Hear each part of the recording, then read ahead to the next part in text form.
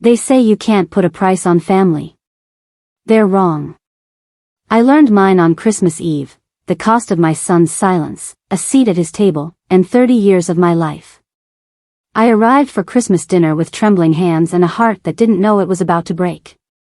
If you're watching this video, give it a like, subscribe to the channel, and tell me in the comments where you're watching from. Now let's get to the story. 2 casserole dishes, my mother's recipe, the one Daniel used to beg for, balanced against my chest.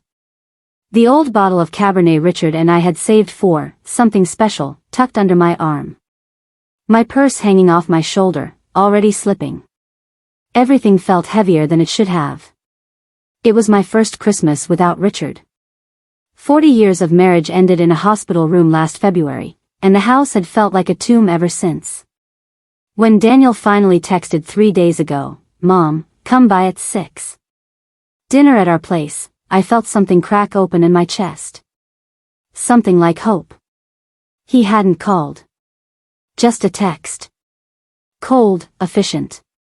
But it was enough. It had to be enough. I rang the doorbell. Laughter spilled from inside, light, musical, young.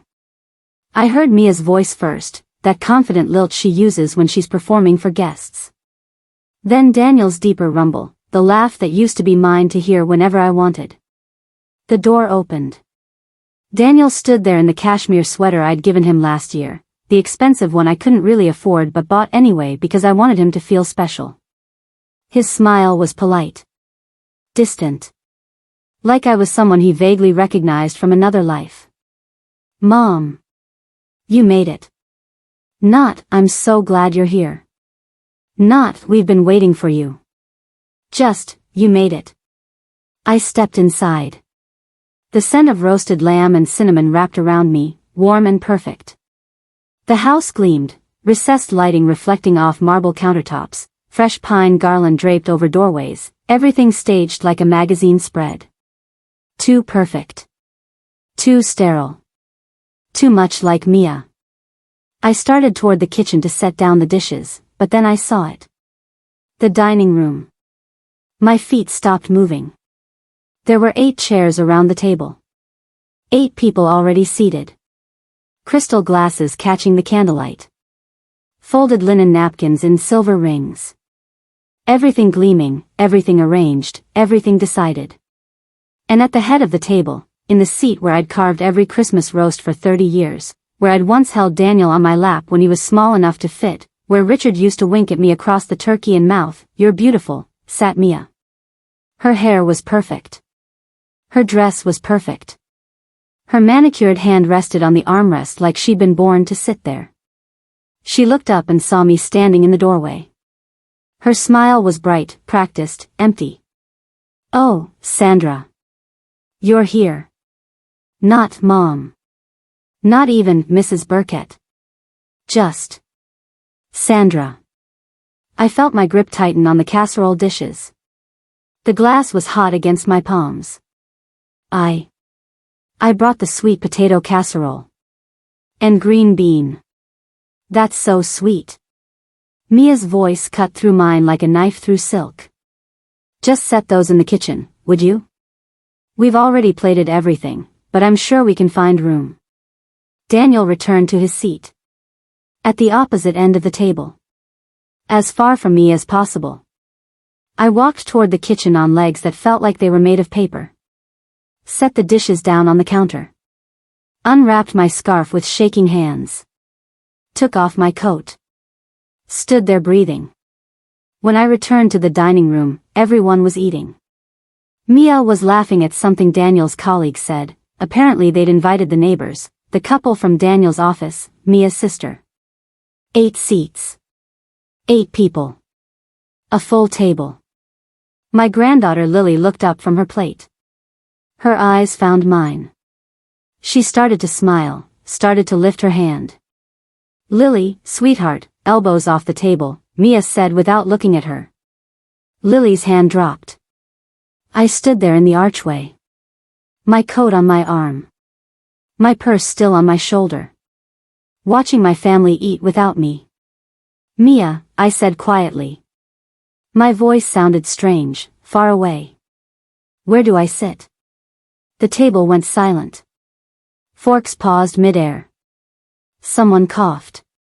Daniel's eyes fixed on his plate like it might save him. Mia looked up at me. Really looked at me. And in that moment, I saw it, the decision already made, the justification already rehearsed, the boundary already drawn. Oh. She set down her wine glass carefully. Sandra, I'm so sorry. We organized the seating earlier this week. It's just, well, we have 8 chairs and, she gestured around the table, 8 people. We wanted to keep it intimate this year. I felt the floor shift beneath my feet. And me? The words came out before I could stop them. Mia's smile softened, became almost pitying. It's not that we don't love having you, Sandra. It's just that this year, we decided to focus on the people who are really part of our daily lives. You know, she reached over and squeezed Daniel's hand, our priorities. Priorities. The word hung in the air like smoke. I looked at Daniel. Waited for him to say something. Anything. Waited for him to tell his wife that I was his mother, that I'd given him life, that I deserved more than this. He cut his lamb. Chewed. Swallowed. Said nothing. Mia turned back to the table, picking up her fork. The lamb is divine, isn't it? Sandra, if you want to wait in the living room, we'll chat after dessert. There's coffee already made. After dessert. Like I was a door-to-door salesman. Like I was an interruption. I looked at Lily. She was staring at her green beans, her little shoulders hunched. She didn't look at me. Didn't ask why Grandma was standing. Didn't say anything. The woman next to Mia, Daniel's colleague's wife, raised her glass. This is absolutely lovely, Mia. Thank you for including us. It's been so long since we felt like part of a real family Christmas. Mia beamed. That's what it's all about, isn't it? Making the people who matter feel like they're home. The people who matter. I felt something inside me crack. Not break, breaking would have been louder, messier. This was quieter. Like ice forming over water. Like a door closing so slowly you don't hear the click until it's already locked. I took a step backward. Then another. No one turned around. No one asked where I was going. I walked into the hallway. Put on my coat with fingers that felt numb. Found my purse. My keys. Through the archway, I could still hear them laughing. The clink of silverware. Mia's voice rising above the rest. Daniel, tell them about the cruise we're planning for spring. A cruise. With my money, probably. Money I'd wired last month when Daniel said they were a little tight. I looked back one last time. At the golden light spilling from the dining room. At my son's profile as he nodded along to whatever Mia was saying. At the empty space on the marble counter where my casserole dishes sat, untouched and cooling.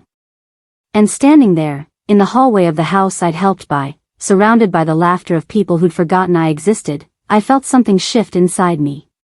Something cold and clear and final. I pulled out my phone. Opened my banking app. Stared at the screen. Then I pressed 3 buttons that would change everything. I drove home through falling snow, my headlights cutting through the darkness.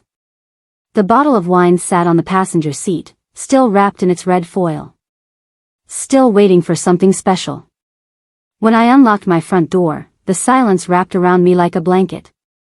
I set the wine on the kitchen counter. Looked at Richard's photo on the mantel, his smile, his eyes, the way he used to look at me like I was the only person in the room. You were right, I whispered to him. You were right about everything. I poured myself a glass of water. Sat down at the kitchen table. And for the first time in 30 years, I didn't cry about being left out. I smiled. Because I'd finally learned what Richard tried to teach me before he died. You can't buy your way into someone's heart. And you can't give so much of yourself away that there's nothing left. Tomorrow, Daniel would call. Tomorrow, the bank transfers would bounce. Tomorrow, everything would change. But tonight I sat in my quiet house, in my own chair, at my own table.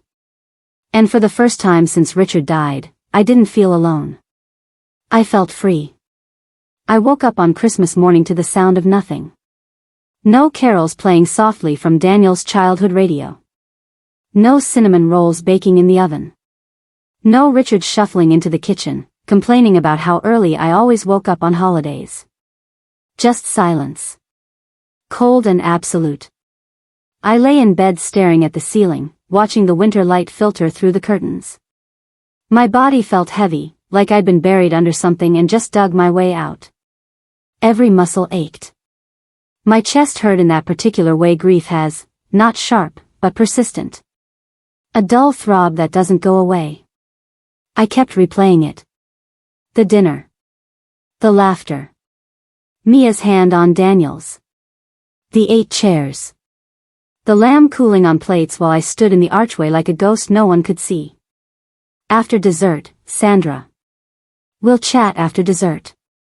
I pulled the covers over my head and tried to disappear into the darkness. But my mind wouldn't stop. It kept circling back, like picking at a wound that wouldn't heal. When had I become so invisible? Eventually, I forced myself out of bed.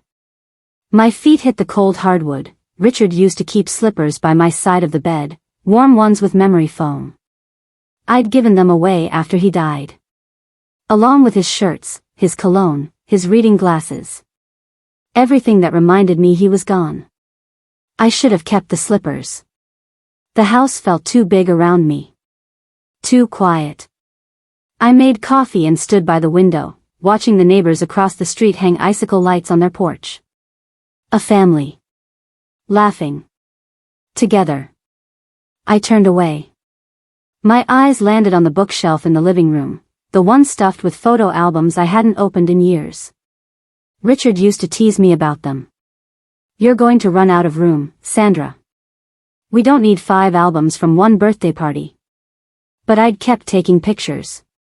Kept documenting everything. Because I thought if I captured enough moments, I could hold on to them forever. I pulled down the oldest album. Daniel's 3rd birthday. There he was, chocolate cake smeared across his face, his little hands reaching up toward the camera. Toward me. I flipped through the pages. 4th birthday. 5th. His first day of kindergarten, gap-toothed and grinning. His little league games, me in the bleachers, blurry in the background. His middle school graduation. High school prom. Every photo, the same pattern. Daniel in focus. Front and center. Beaming. And me, always in the background. Sometimes cut off at the edge of the frame. Sometimes just a hand on his shoulder. Sometimes not visible at all. Even at his wedding, I stood 3 rows back while Mia's parents flanked the altar. When Daniel cut the cake, he fed Mia a bite, and she fed him one back. No one asked me to join. No one saved me a piece. I'd told myself it didn't matter. That being a mother meant stepping back, letting your child shine. But when do you get to step forward? When do you get to be seen? I closed the album and set it down, my hands shaking. Stop it, Sandra. You're being dramatic. I needed to do something. Anything to stop the spiral. I walked to the kitchen table where my laptop sat, still closed from yesterday. Maybe organizing my finances would help. A productive distraction. Something concrete and controllable. I opened my banking app and stared at the screen. My savings account balance stared back, $12,483. I blinked. Read it again. 12,000. That couldn't be right. Last I'd checked, when was that, March, I'd had at least 40,000. Richard's life insurance, our retirement savings, everything we'd built together. Where did it go? I clicked into the transaction history, scrolling back through months of activity. Grocery purchases. Utilities. Normal expenses. Then I saw them. Monthly auto transfer to Daniel Burkett joint account, $3,500. Every month. For as long as I scrolled. I clicked deeper, my breath catching. The transfers went back 5 years. Since right after Daniel and Mia bought their house, the one with the marble countertops and recessed lighting. The one I'd helped them afford with a temporary loan that was supposed to be paid back within a year. I did the math in my head. $3,500. 12 months. 5 years. Over $200,000. Gone. My vision blurred. I gripped the edge of the table. But there was more. I scrolled further and found another set of transfers. Smaller, but consistent. Transfer to Mia Burkett Designs LLC, $1,200. Monthly. For 3 years. I stared at the screen. Mia Burkett Designs. Her boutique consulting business. The one she'd started 2 years ago and constantly complained about on social media. Building a business is so hard, but I'm so grateful for the journey. I'd never invested in it. Never signed a contract. Never agreed to anything. But there it was. $1,400 a month, automatically withdrawn. For 3 years. I opened a new tab and searched for her business. Found her Instagram. Glossy photos of staged living rooms, designer furniture, her smile bright and polished in every shot. One post from 6 months ago, so grateful to my amazing support system. Couldn't have built this dream without the people who believed in me. A photo of her and Daniel clinking champagne glasses in front of a sold-out event banner. Built on my money. My savings. My life. I sat back in my chair, the laptop screen glowing in front of me. The room felt like it was tilting. How had I not noticed? How had I been so blind? And then I remembered. Richard. 3 weeks before he died. We were sitting in the hospital room, him hooked up to monitors, his skin pale and papery, his breathing labored. I was talking about Daniel, about how proud I was that he and Mia were doing so well. That they'd just expanded the house, added a sunroom. Richard had turned his head toward me, his eyes sharper than they'd been in days. Stop carrying them, Sandra. I'd smiled, squeezed his hand. They're our family, Richard. That's what we do. No. His voice was firm, cutting. You carry them. I watch you break your back for people who don't even see you anymore. Richard. One day they'll drop you. His fingers tightened around mine. And you won't know how to stand. I'd told him he was wrong. That he was tired, that the medication was making him cynical. That Daniel loved me, that family meant sacrifice. Richard had closed his eyes and said nothing more. Now, sitting alone in my kitchen on Christmas morning, staring at the evidence of my own erasure, I heard his words like a bell tolling. One day they'll drop you. They had. And you won't know how to stand. But I was still standing. I opened my desk drawer and pulled out a ream of printer paper. Loaded it into the machine. And printed everything. Every transaction. Every transfer. Every automatic withdrawal. Page after page, the numbers adding up, the pattern undeniable. When the printer finally stopped, I had a stack 2 inches thick. I spread the pages across the kitchen table. Grabbed a yellow highlighter from the junk drawer. And marked every single dollar that had left my account without my full consent. The mortgage payments Daniel never asked about. The business loans Mia never acknowledged.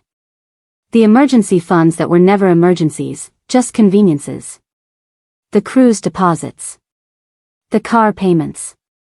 The private school tuition for Lily I'd agreed to help with and ended up covering entirely. I highlighted until my hand cramped. Until the pages glowed with neon yellow proof. When I finished, I stacked them neatly and calculated the total on the last page. $287,650.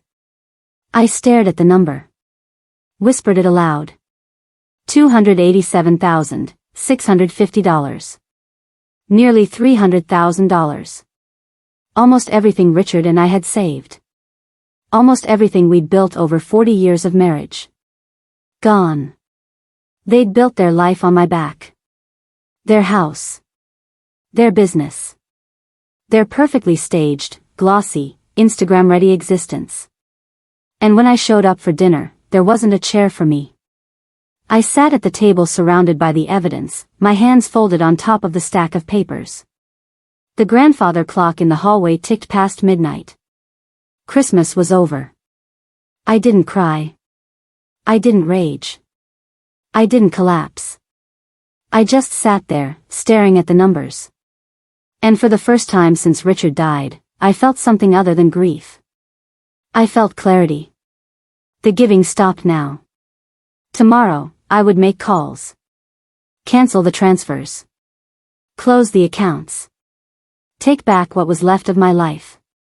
But tonight I sat with the truth, let it settle into my bones, let it harden into something unbreakable. They took everything they could. Now I would take it back. The cemetery was silent except for the wind. I stood in front of Richard's headstone, my coat pulled tight against the December cold. The ground was frozen solid beneath my boots. Snow had drifted against the granite marker, covering the bottom of his name. Richard Thomas Burkett, beloved husband, 1952 to 2025. I knelt down and brushed the snow away with my gloved hand. My fingers traced the letters of his name, the way I used to trace them across his back when he couldn't sleep. I thought I was helping, Richard. My voice cracked in the emptiness. I thought that's what love meant. The wind picked up, rattling the bare branches of the oak tree behind me. I imagined it was him, answering. Telling me he understood. Telling me it wasn't too late. You tried to warn me. I pulled my coat tighter. All those times you said I was doing too much. That I needed to let Daniel stand on his own. I didn't listen. I remembered the fights. Not the screaming kind, we never screamed. But the quiet, painful ones. Richard at the kitchen table, head in his hands, after I told him I'd co-signed another loan. Me defending Daniel, always defending him, even when the numbers didn't make sense. He's our son, I'd said. He's a grown man, Richard had replied. And you're teaching him that he doesn't have to be. But I hadn't listened. Because mothers don't give up on their children. Mothers sacrifice. Mothers endure. Don't they? I closed my eyes and let the memories wash over me. Daniel's wedding. 6 years ago. Mia wanted everything perfect. The venue overlooking the lake. The 5-tier cake from that bakery in the city. The live band, the champagne fountain, the imported flowers that cost more per stem than I used to spend on groceries in a week. It's her special day, Daniel had said, sitting in my living room with his hands clasped between his knees. She only gets one wedding, Mom. And her parents, they're stretched thin right now. I'd wanted to ask why his parents weren't stretched thin. Why it was my job to fund a wedding for a woman I barely knew. But Daniel's eyes had been so earnest, so hopeful. Just until we get on our feet, he'd said. We'll pay you back. I promise. I'd written the check. $50,000. Nearly a third of our savings at the time. Richard had watched me sign it, his jaw tight. This won't end well, Sandra. It's an investment in his happiness, I'd replied. It's an investment in him never having to grow up. The wedding had been beautiful. Picture perfect. I'd watched from the third row while Mia's parents escorted her down the aisle. When the photographer arranged the family photos, I stood in the back, behind Daniel's college friends. The check was never repaid. Then the house. 3 years ago. Daniel called on a Tuesday morning, his voice tight with excitement. They'd found it, the perfect house. 4 bedrooms, marble counters, a yard for the kids they were planning to have. Their dream home. There's just one problem, he'd said. We're short on the down payment. Just $20,000. If we don't move fast, we'll lose it. Richard was at a doctor's appointment. I'd been alone in the kitchen, staring at our retirement account statements. "Mom? Are you there?" 20,000, I'd repeated. "I know it's a lot. But it's an investment. Property values in this area are skyrocketing. We'll pay you back with interest. 6 months, tops." I'd transferred the money that afternoon. When Richard came home and saw the withdrawal, he'd sat down at the kitchen table and stared at the wall for 20 minutes without speaking. "Sandra," he'd finally said. "When does it stop?" "When he's stable. When he's secure.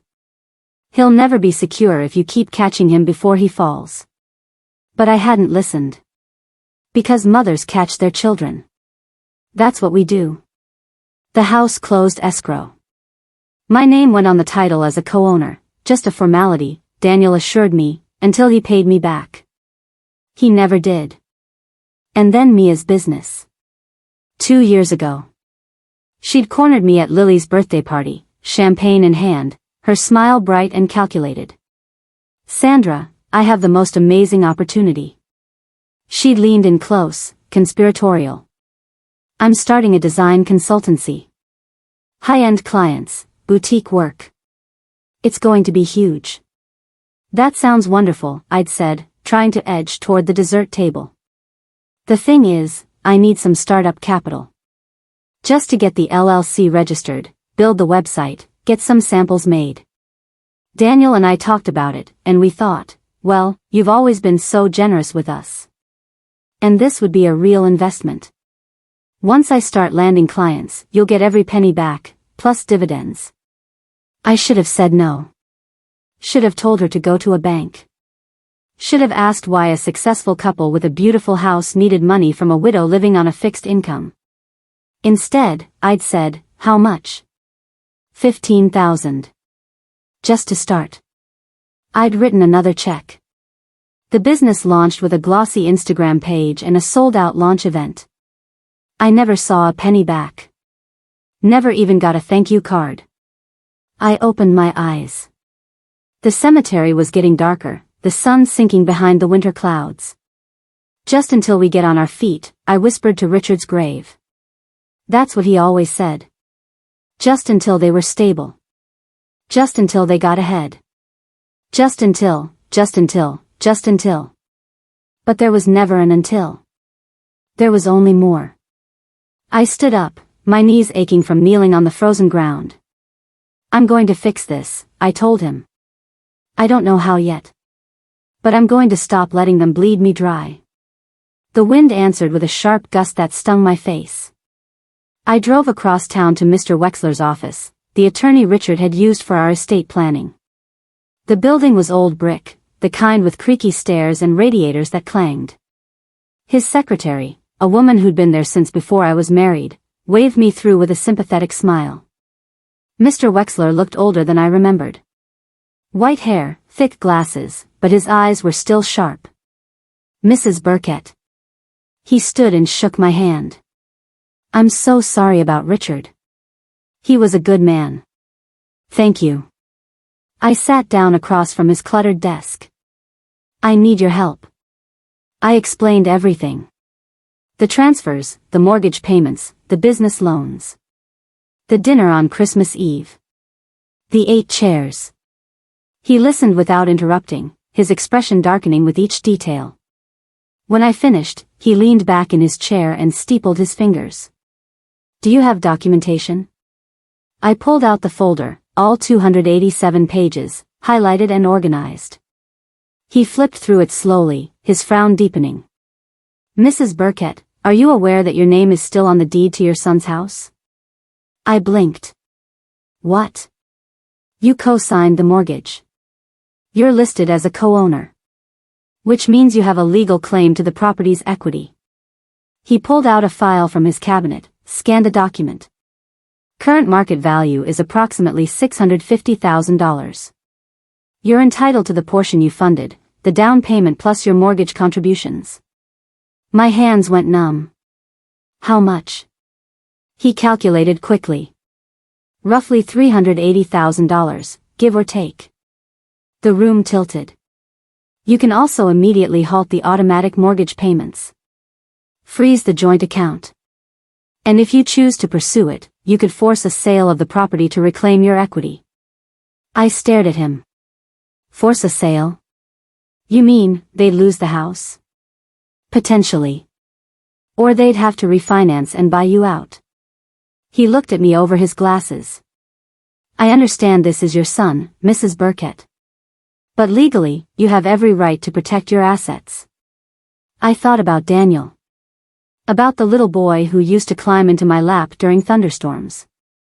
About the teenager who cried on my shoulder after his first heartbreak. About the man who hadn't spoken a word when his wife told me there was no seat for me at dinner. A mother shouldn't hurt her child. But Daniel and Mia had already hurt me.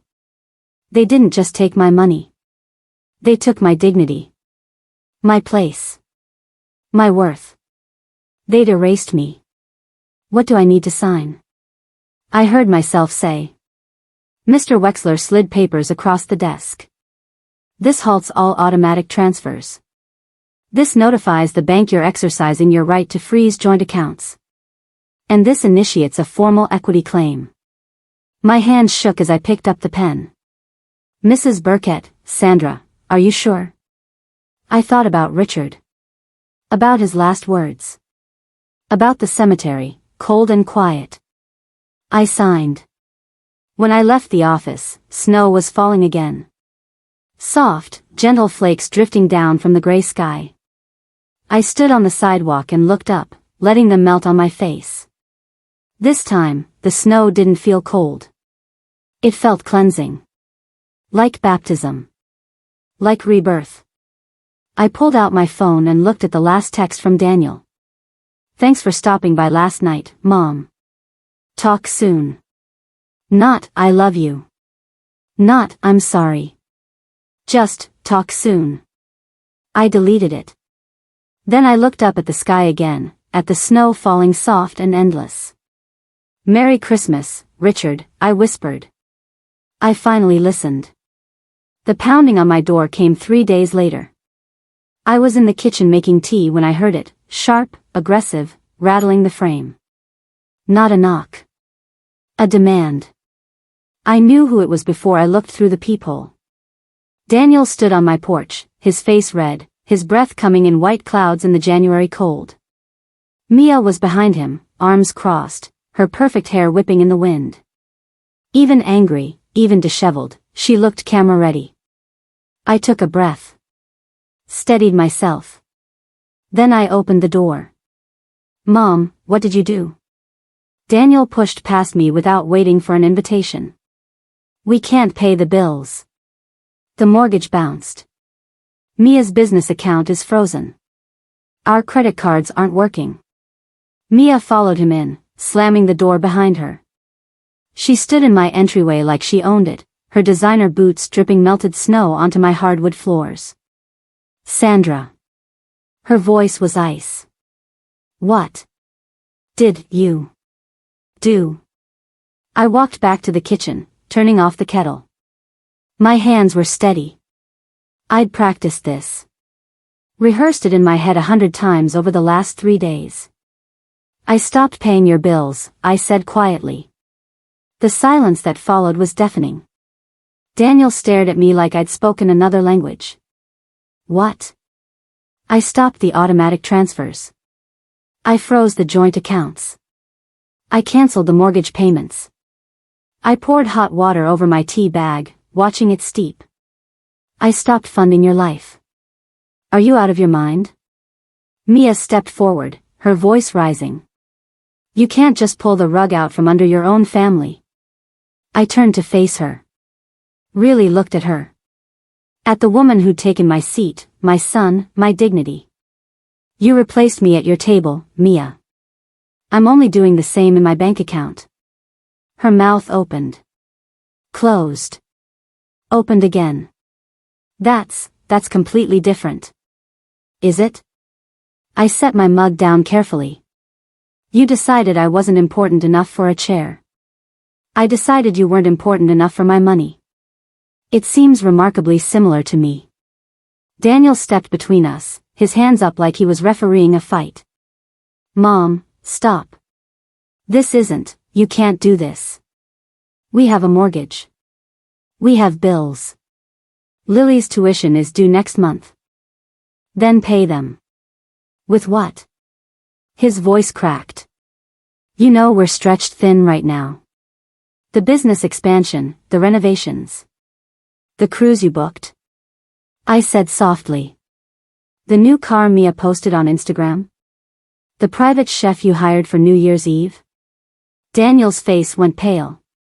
I pulled out my phone and scrolled to Mia's Instagram. Found the post from 2 days ago, her and Daniel on a yacht, champagne glasses raised, the caption reading, starting 2026 right. So blessed and grateful. I held it up. This yacht rental cost $4,000 for the day. I know because I saw the charge on the credit card, the one linked to my account that you assured me was just for emergencies. Mia's jaw tightened. That was a business expense. Networking. In a bikini? I set the phone down. With a bottle of Dom Perignon? You're being unreasonable, Daniel said, his voice desperate now. Mom, we can figure this out. But you can't destroy us like this. Something inside me snapped. Destroy you? My voice stayed calm, but I felt the heat rising in my chest. Daniel, I have given you everything for 10 years. I paid for your wedding while Richard and I ate ramen to make ends meet. I gave you the down payment on your house, the house that still has my name on the deed, by the way. I've paid your mortgage for 5 years. I funded Mia's business with money I didn't have. I covered Lily's school tuition, your car payments, your vacations, your lifestyle. We were going to pay you back. When? The word came out sharp. When were you going to pay me back, Daniel? Because every time I asked, you had another emergency. Another expense. Another reason why, just one more month, would be better. Mia scoffed. You're acting like we forced you. You offered. I offered because you manipulated me. My hands were shaking now, but I kept going. Every phone call was a crisis. Every visit was a guilt trip. We're struggling, Mom. We can't make ends meet. Just until we get on our feet. But you were never struggling, were you? You were expanding. Building. Living in a house you couldn't afford, running a business on my dime, raising my granddaughter on my money while you posted photos of your perfect life online. Daniel's face crumpled. We didn't, it wasn't like that. Then what was it like? I stepped closer to him. Tell me, Daniel. Explain to me how you spent nearly $300,000 of my money and couldn't save me a seat at Christmas dinner. The number hung in the air between us. Mia's eyes widened. 300,000? $287,650, I said. Give or take. I have the receipts highlighted if you'd like to review them. Daniel sank into a chair, his head in his hands. I didn't realize it was that much. Because you never asked. You never checked. You just kept taking. We're family. His voice broke. You're supposed to help family. And family is supposed to include you. My voice cracked for the first time. Family is supposed to see you. Value you. Save you a goddamn seat at the table. Mia stepped forward, her face twisted with anger. You're really going to destroy your son's life over one dinner? One night where we didn't have room for you? It wasn't one night. I turned to her, feeling the weight of every invisible moment, every dismissed contribution, every time I'd been erased. It was every night. Every holiday. Every birthday where I stood in the background. Every time you called me Sandra instead of Mom. Every time you posted about your amazing support system without mentioning my name. Every time you took my money and gave me nothing, not even basic respect. This is cruel, Daniel whispered. No. My voice was steady now. Cruel is watching your mother stand in your hallway on Christmas Eve while you eat dinner with strangers. Cruel is building your life on her back and never once saying thank you. Cruel is taking everything she has and acting like she should be grateful for the privilege. I walked to the counter and picked up a folder, the one Mr. Wexler had prepared. I handed it to Daniel. What's this? Legal notification. I'm claiming my equity in the house. The down payment I gave you, plus every mortgage payment I made. That's $380,000. Daniel's hands shook as he opened the folder. You're taking the house? I'm taking what's mine. You have 3 options: buy me out, refinance without me, or sell the property. You have 60 days to decide. Mom, please. I gave you everything I had, Daniel. My voice was quiet now, but firm. I gave you money I couldn't afford. Time I didn't have. Love you didn't return. I gave you my place in your life. But now I'm taking back what's mine. Mia's face was red, her fists clenched. You're a bitter, selfish woman. No, I said. I'm a woman who finally realized her worth. Daniel stood up, the folder clutched in his hands. His eyes were wet, his face twisted with something between rage and desperation. You're going to regret this. Maybe, I said. But at least I'll regret it in a house I can afford. At a table where I have a seat. He turned and walked toward the door. Mia followed, her heels clicking against the hardwood. At the threshold, Daniel paused. Looked back at me. Dad would be ashamed of you. The words hit like a slap. But I didn't flinch. No, I said softly. He'd be ashamed of you. The door slammed. I stood in my quiet kitchen, listening to their car start, listening to them drive away. My hands were trembling. My chest was tight. My eyes burned with tears I refused to let fall. But I didn't collapse. I walked to the counter. Picked up my tea.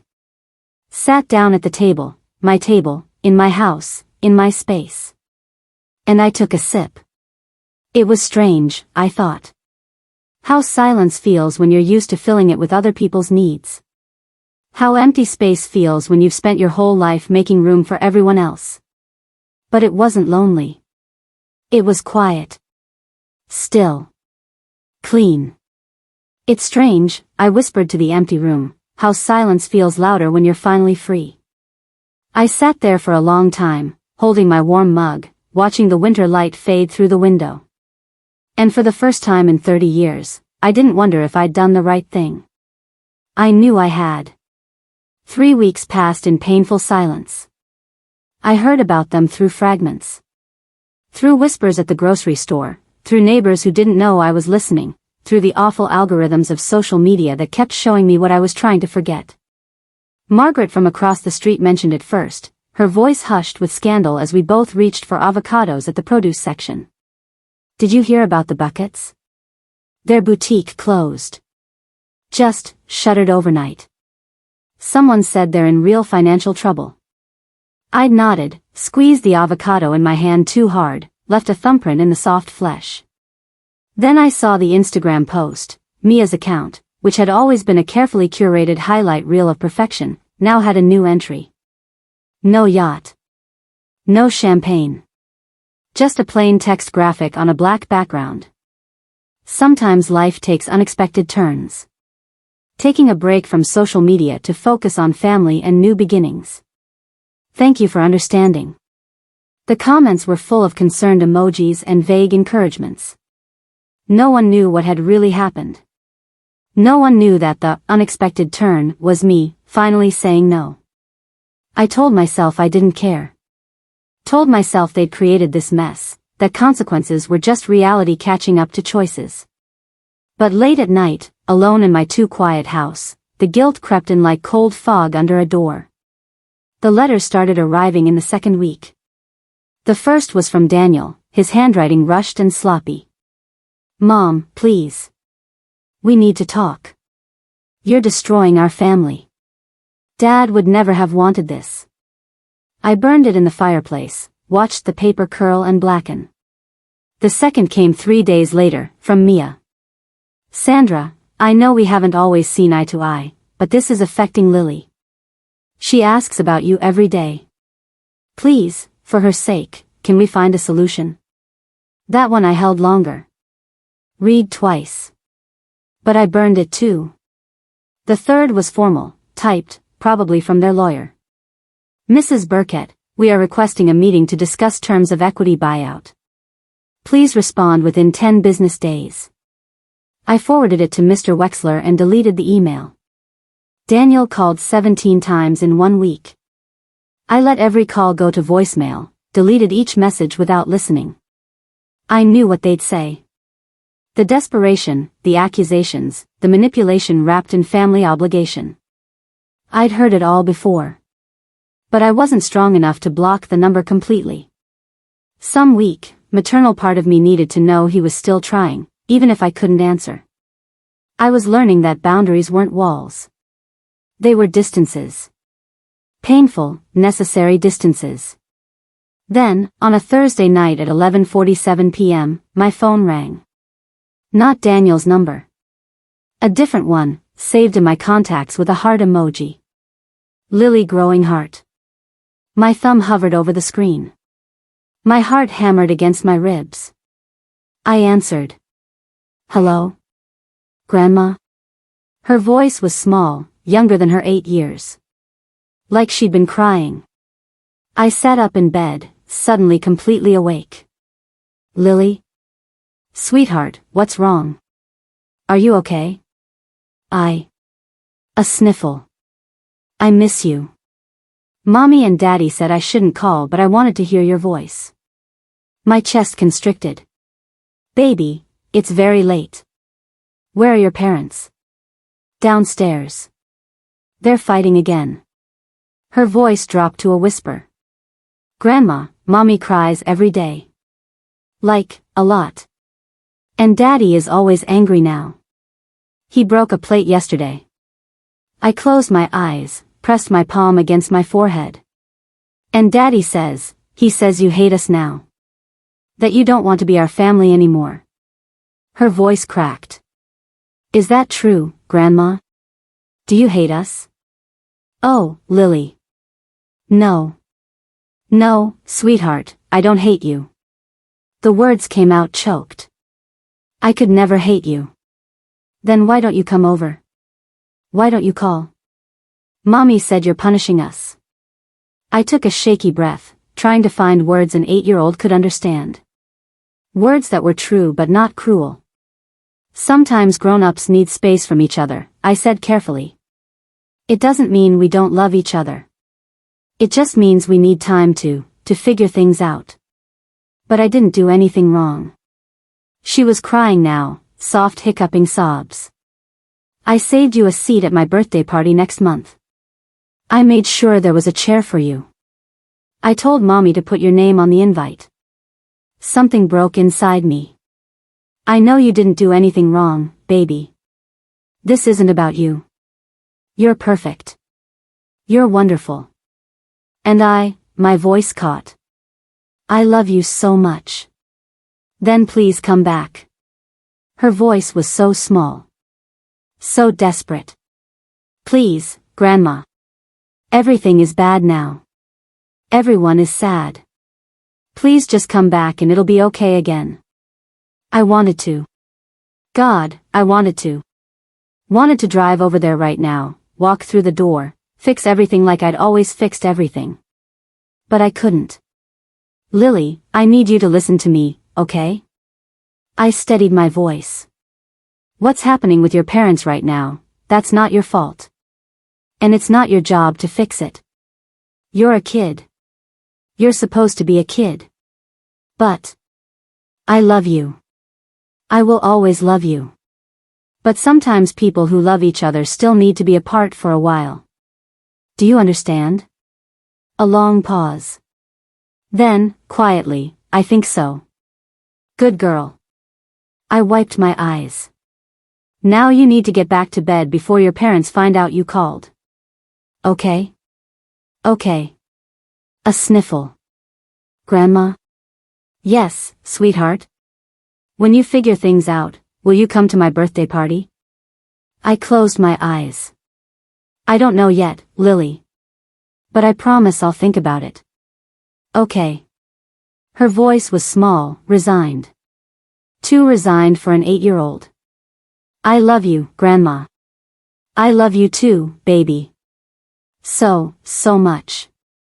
The line went dead. I sat in my dark bedroom, phone clutched in my hand, and let myself cry. Really cry. The kind of crying that comes from somewhere deep and old and utterly exhausted. The next morning, I called Mr. Wexler. He agreed to see me that afternoon. I sat in his office, the same chair I'd sat in 3 weeks ago when I'd been so certain. So clear. Now everything felt muddy. Did I go too far? I asked him. My voice sounded hollow. He leaned back in his chair, studying me over his glasses. What do you think? I twisted my hands in my lap. I think I'm destroying my family. My granddaughter called me last night. She's 8 years old and she asked me if I hate her. What did you tell her? That I don't. That I love her. And do you? Of course I do. The words came out fierce. She's innocent in all of this. Then you haven't destroyed your family, Mr. Wexler said quietly. You've set a boundary with adults who took advantage of you. That's different. It doesn't feel different. It feels like I'm punishing everyone. He leaned forward, his expression serious. Mrs. Burkett, Sandra, let me ask you something. Before all this, when you were giving them everything, were they happy? I opened my mouth. Closed it. Were they grateful? Content? At peace? I thought about the fights I'd overheard through phone calls. The stress in Daniel's voice every time he asked for money. Mia's constant social media performance, always reaching for more, better, bigger. No, I admitted. That's because you can't build a stable life on someone else's sacrifice. They were living beyond their means, and you were enabling it. That's not love, Sandra. That's codependency. The word hit hard. Sometimes, he continued, the most loving thing you can do is step back and let people face the consequences of their choices. Let them grow up. Let them learn to stand on their own. But they're falling apart. Maybe, he said. Or maybe they're finally learning to build something real. Something they actually earned. I sat with that. Let it settle. You didn't cause this, Mr. Wexler said gently. You stopped preventing it. There's a difference. I nodded slowly. It didn't make the guilt disappear, but it made it bearable. That night, I sat at my kitchen table with a pen and paper. Not to send. Just to keep. To remember. To hold on to when the guilt threatened to drown me. Dear Lily. When you're old enough to understand this, I hope you'll read it with an open heart. Love is not about giving everything. It's not about sacrificing yourself until there's nothing left. Real love, the kind that lasts, the kind that's healthy, knows when to stop. I gave your parents everything I had. And in doing so, I taught them they didn't have to stand on their own. I taught them my love had no limits, no boundaries, no end. And they learned to take and never look back. That wasn't their fault. It was mine. So now I'm teaching them something different. I'm teaching them that love has boundaries. That family doesn't mean endless sacrifice. That being a mother doesn't mean disappearing. One day, you'll understand why I did this. Maybe you'll even thank me for it. But even if you don't, even if you hate me for it, I hope you learn this. You teach people how to treat you. And if you teach them you're worth nothing, they'll believe you. Know your worth, Lily. Never forget it. All my love, Grandma. I folded the letter carefully and put it in the drawer of my nightstand. Then I turned off the light and went to bed. And for the first time in weeks, I slept through the night. Spring came quietly, like forgiveness, not announced, just present one morning when I opened the curtains. Sunlight poured through my kitchen window, warm and golden, catching dust motes in the air. The daffodils I'd planted in the window box were blooming, bright yellow against the white sill. Outside, I could hear children playing, the sound of life returning after a long winter. I stood at the counter making coffee, moving through the ritual with the kind of peace I'd forgotten existed. No alarm bells in my chest. No dread sitting heavy in my stomach. Just morning, simple and mine. It had been 4 months since the confrontation. 4 months since Daniel stormed out of my house. 4 months of silence broken only by legal correspondence, formal, cold, transactional. They'd sold the house. I knew because Mr. Wexler had called to tell me the equity check was ready. $380,000, minus legal fees. Enough to secure my retirement, to stop worrying about every grocery bill, to breathe without the weight of someone else's life crushing my chest. I'd heard through Margaret, who heard through someone else, that Daniel and Mia had moved in with Mia's parents. A small apartment above their garage. Mia's boutique was gone. Daniel had taken a second job. I told myself I didn't feel guilty anymore. Most days, that was almost true. I'd learned to live in the quiet. Learned that solitude wasn't the same as loneliness. I took walks in the park. Joined a book club at the library. Started volunteering at the community center, teaching basic computer skills to seniors who reminded me that life didn't end at 70. I was learning who Sandra Burkett was when she wasn't busy being everyone's safety net. Turns out, she was someone I liked. The phone rang just as I was settling into my chair with a book. A mystery novel, something light and engaging. I almost didn't answer. Unknown number. Probably spam. But something made me pick up. Hello? Grandma? The voice was small, shaky. It's Lily. I set my book down, my heart suddenly pounding. Lily? Sweetheart, are you okay? I'm... A sniffle. I'm at school. I asked the nurse if I could call you. She said I could use the phone because I was upset. What's wrong, baby? Are you hurt? No, I just... Her voice cracked. They fight all the time now, Grandma. Mommy and Daddy. They yell and slam doors and Mommy cries in the bathroom and Daddy sleeps on the couch and I can't. I miss you so much. Tears sprang to my eyes. I pressed my hand against my mouth. I know things are hard right now for them, I said carefully. But that's not your fault, Lily. You know that, right? I know. But... She took a shaky breath. Grandma, can I come see you? Please. I just want to see you. I don't care about the house or the money or any of it. I just miss my grandma. My throat closed. I couldn't speak for a moment. Grandma? Are you there? Yes, my darling.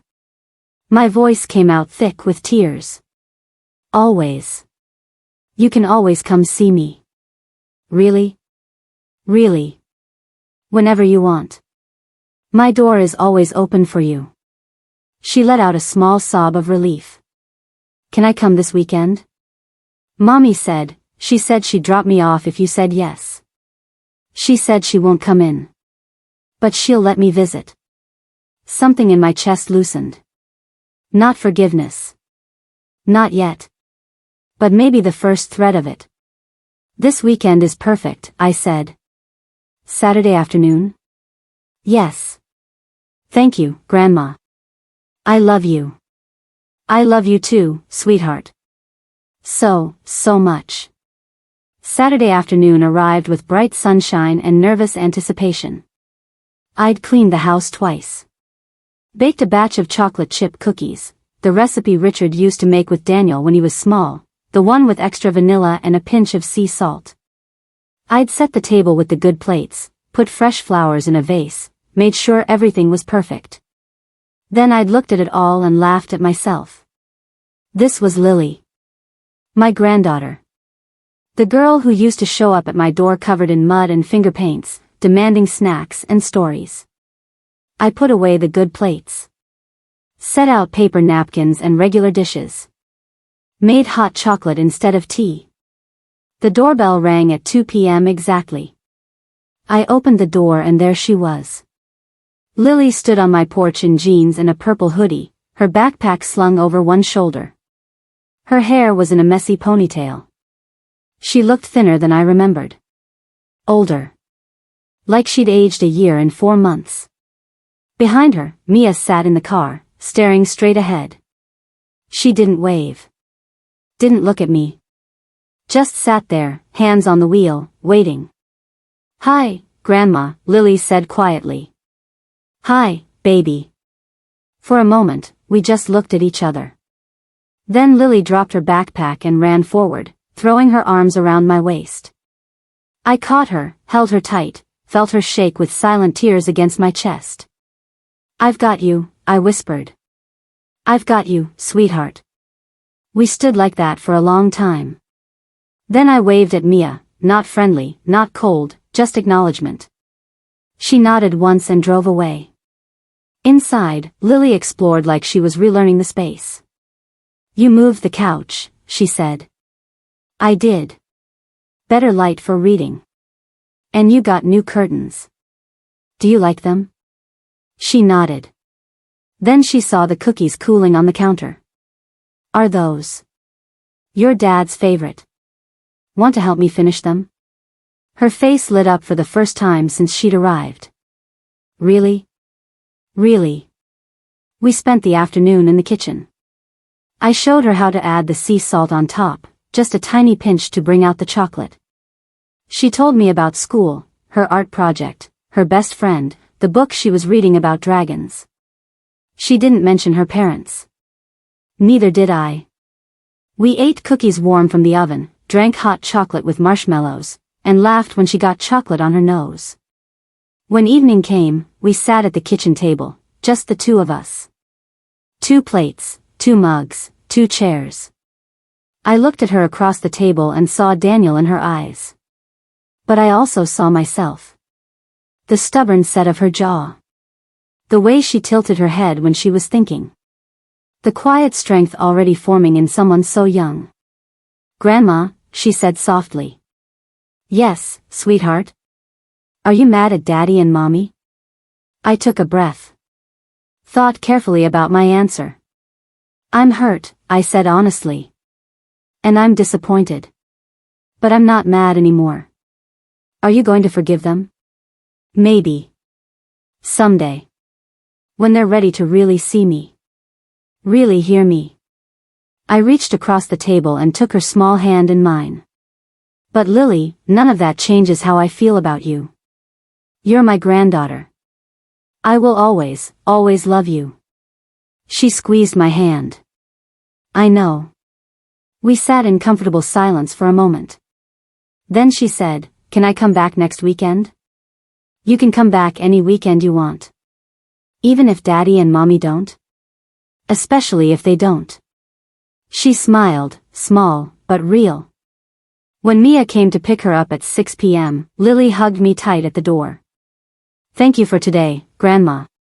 Thank you for coming, baby. You made my whole week." I watched her run to the car, backpack bouncing. Watched Mia help her with the seatbelt. Watched them drive away into the spring evening. And I didn't feel empty. I felt full.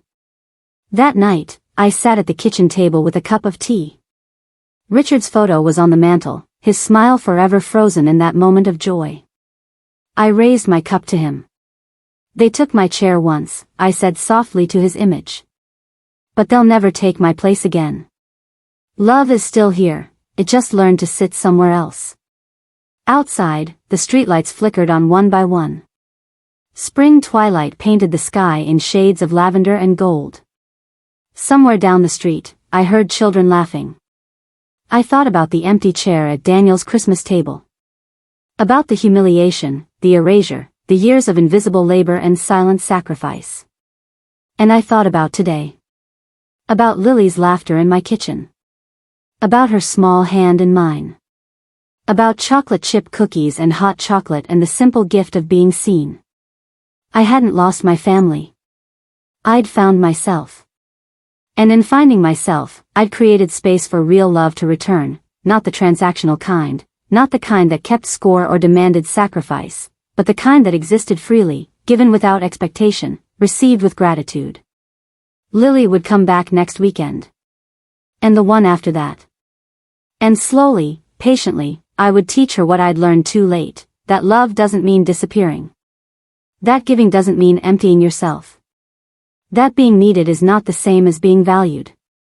Maybe one day, Daniel would learn it too. Maybe he'd come to my door, really come, not for money, not for convenience, but for connection. Maybe he'd apologize. Maybe he wouldn't. Either way, I would be here. In my home. At my table. In my rightfully reclaimed space. I took a sip of tea and looked around my quiet kitchen. At the flowers on the windowsill. At the book waiting on the counter. At the extra plate in the dish rack from Lily's visit. Outside, the evening deepened into night. Stars emerged one by one in the darkening sky. And for the first time in longer than I could remember, I felt not just peace, but joy. The kind that comes from finally knowing your worth. The kind that comes from choosing yourself. The kind that comes from understanding that the greatest love story isn't always about someone else. Sometimes, it's about finding your way back to you. I raised my teacup one more time, to Richard, to the past, to the lessons learned the hard way. Then I set it down, turned off the kitchen light, and walked into my future. Whole. Free. Finally, beautifully, home.